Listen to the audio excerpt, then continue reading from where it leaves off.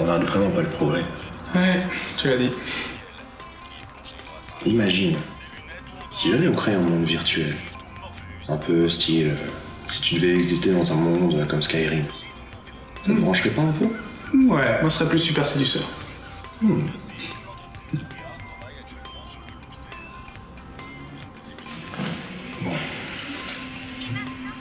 Oh, toujours Digimon. Y'a problème avec Digimon? Ah, c'est tellement vieux et tellement copié sur Pokémon ou d'autres. Moi je dis, ça mérite débat. Chiche. Challenge accepted. It will be legend. Wait for it.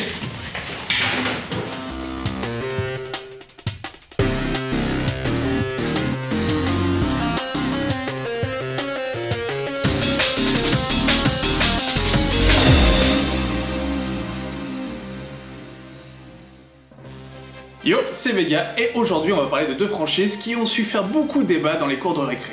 Digimon est sorti en 1999 et Pokémon quant à lui est sorti en 1997. Beaucoup de personnes ont vu en Digimon un plagiat de Pokémon, mais est-ce que c'est vraiment le cas? Nous allons donc comparer tout cela en 6 points, et je ne serai pas seul, je serai en compagnie de Al et Chucky de la chaîne ces dessins animés là qui méritent que l'on s'en souvienne. Point numéro 1, les noms des séries. Un point basique, certes, mais il faut peut-être expliquer pourquoi Pokémon s'appelle Pokémon et Digimon s'appelle Digimon. Pokémon est l'abréviation de Pocket Monster, ce qui donne les monstres de poche. Et Digimon, c'est pour Digital Monster, donc les monstres digitaux.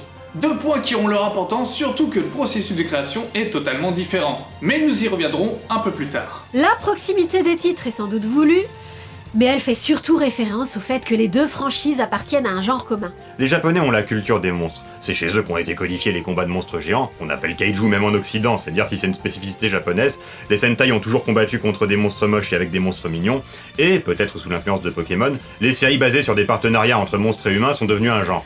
Un genre que TV Trop s'appelle Série Amon, mais qui n'est pas représenté que par Pokémon et Digimon. On pourrait aussi citer Monster Rancher et Shinzo. Dire que toutes ces séries sont des plagiats les unes des autres, sous prétexte qu'elles appartiennent au même genre, ce serait comme dire que Freddy les Griffes de la Nuit est un plagiat de Vendredi 13.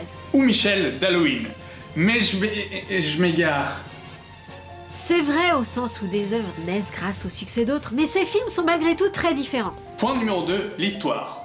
Ah, l'histoire est tellement un élément important pour toutes les séries que c'est aussi pour ça que j'ai préféré Digimon à Pokémon. Nous avons deux histoires totalement différentes. Dans Pokémon, nous suivons Sacha, un enfant de 10 ans venant du Bourg-Palette. Étant fan de ces créatures depuis toujours et rêvant de devenir maître Pokémon, un jour il se fit convoquer par le professeur Shen, qui au passage n'a pas l'air spécialement au courant pour un scientifique Pokémon, qu'il y a d'autres espèces différentes de ceux de sa région. Au début, les Pokémon des autres régions étaient présentés comme nouvellement découverts, mais à moins d'imaginer que les régions vivent en autarcie complète, ça tient pas tellement la route effectivement. Shen donne à Sacha son premier Pokémon qui va devenir la mascotte de la série, Pikachu. C'est ainsi que Sacha part à l'aventure avec Pikachu pour devenir le maître des Pokémon. On ne sait pas à quoi correspond ce titre de maître Pokémon précisément. Les dresseurs Pokémon élèvent des Pokémon pour les rendre plus forts et leur faire combattre d'autres Pokémon. Parmi les meilleurs dresseurs, certains deviennent champions d'arène locale et d'autres participent à des compétitions régionales appelées Ligue Pokémon. On suppose qu'un maître Pokémon est un dresseur qui arrive premier à ces compétitions régionales. Sacha rencontrera des amis, des rivaux et moult Pokémon durant sa quête. Il sera un fervent ami de ces créatures et les entraînera pour qu'ils évoluent et deviennent plus forts, comme a dit Chucky. Pour cela, il devra voyager pour obtenir des badges d'arène pour accéder à la Ligue Pokémon pour... perdre. Oui, en 20 saisons, Sacha n'a gagné aucune Ligue Pokémon. C'est long, c'est putain de trop long. Et à part quelques exceptions, les épisodes de Pokémon sont assez génériques en termes de péripéties. Il y a toujours les mêmes patterns à chaque épisode. Mais le but est clairement défini depuis le début, un peu comme Naruto et le fait qu'ils veulent devenir Hokage. Pour ce qui est de Digimon, cela raconte l'histoire de 7 enfants qui sont en colonie de vacances, quand des Digivice tombent près d'eux.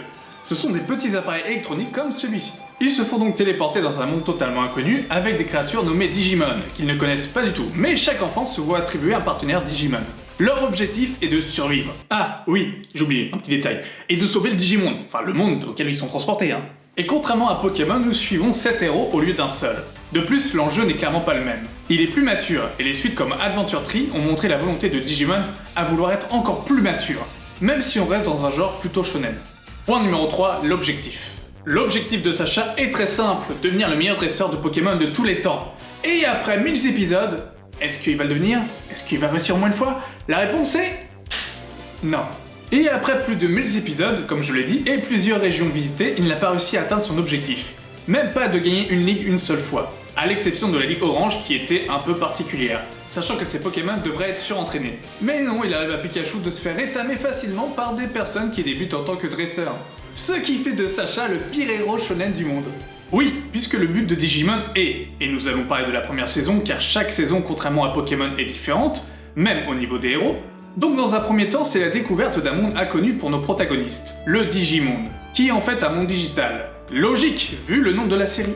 Et de trouver un moyen pour entrer chez eux dans leur monde réel, et ensuite accepter leur destin de sauveur du Digimonde, en essayant de le sauver, et cela à plusieurs reprises de Digimon plutôt maléfiques, dont le nom craint un peu comme Devilmon, qui veut dire démon. On en revient à la considération sur les genres.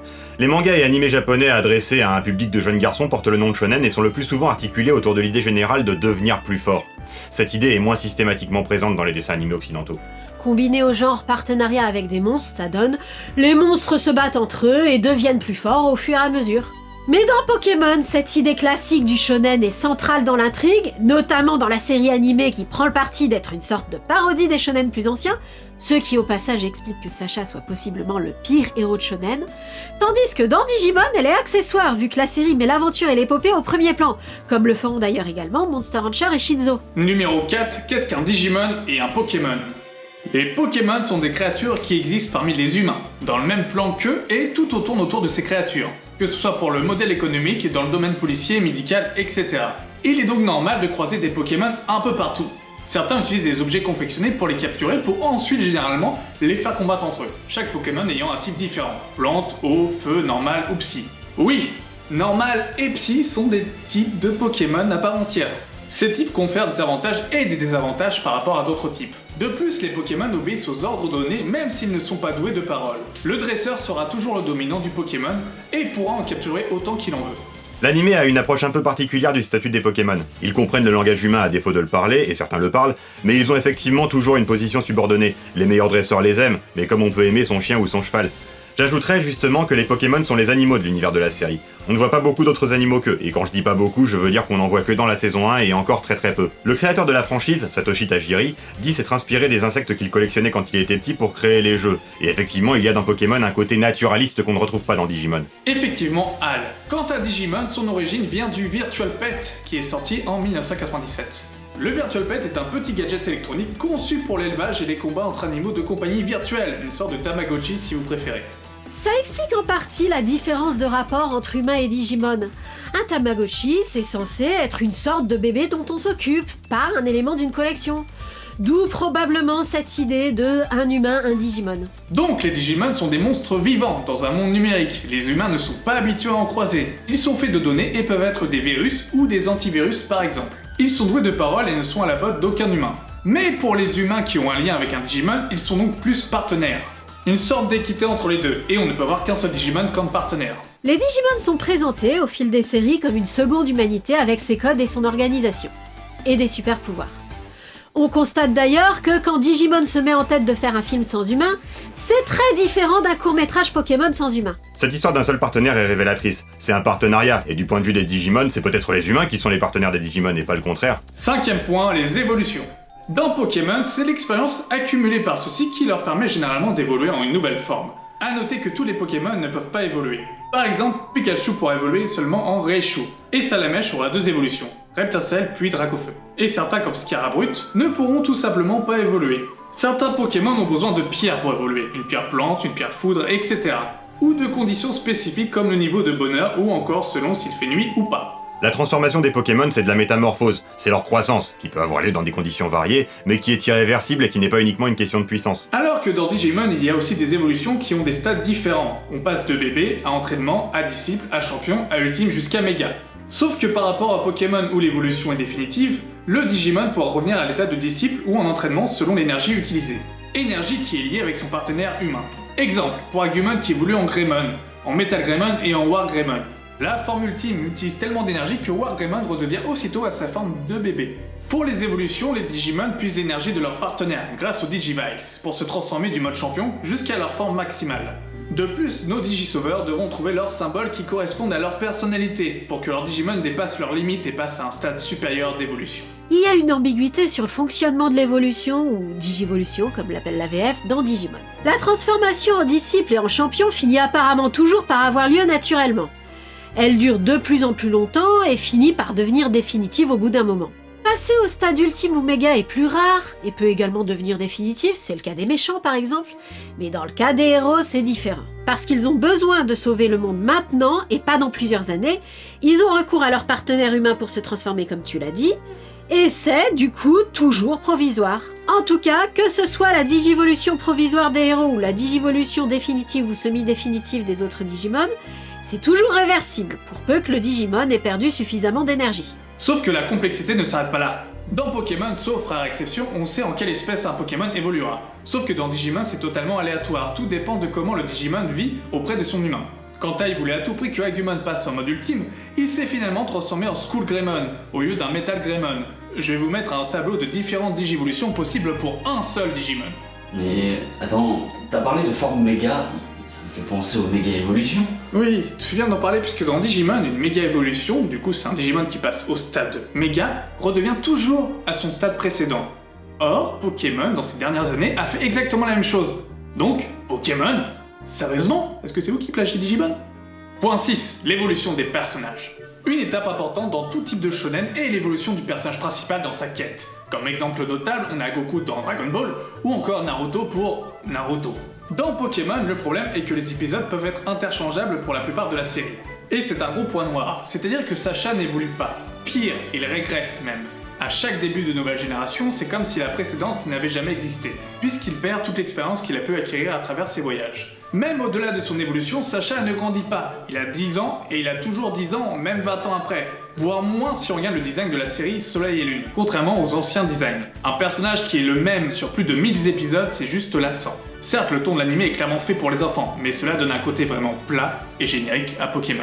Si on prend Digimon Adventure, qui est la première saison de Digimon, en 54 épisodes, avec un début, un milieu et une fin, les 8 personnages principaux de la série, car oui, la sœur de Tai arrive à la moitié de la série, donc ils sont 8, et ont tous un développement important. Généralement, un épisode est dédié à un de nos héros, où ils vont apprendre des choses, se remettre en question, vivre des événements qui les feront mûrir et aller de l'avant.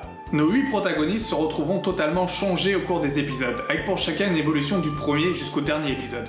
Et contrairement à Pokémon, les épisodes sont moins interchangeables. Ce qui est bien, c'est qu'ils prennent vraiment le temps de développer et de poser chaque personnage, son caractère, ses qualités et ses défauts, ce qui permet de s'attacher plus. Et Digimon a toujours plus ou moins réussi à rendre ses personnages attachants.